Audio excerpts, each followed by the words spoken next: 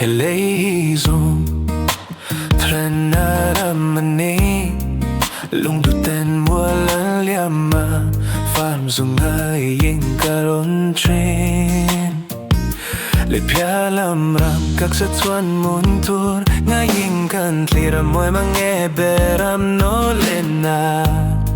Lalo na mo'y insayan rem Tajuan mo ang inkalachol beang Mga lungdukal tatinen ito komin Lungay mituya kultoang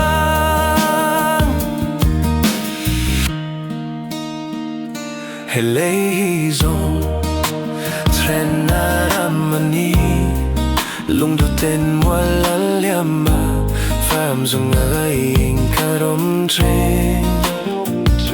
Lipialam ram kachatsuan muntur Ngayin kantlira mo'y mangeberam no lena Lalo na mo'y insayan rem Tachuan mo ang inkalan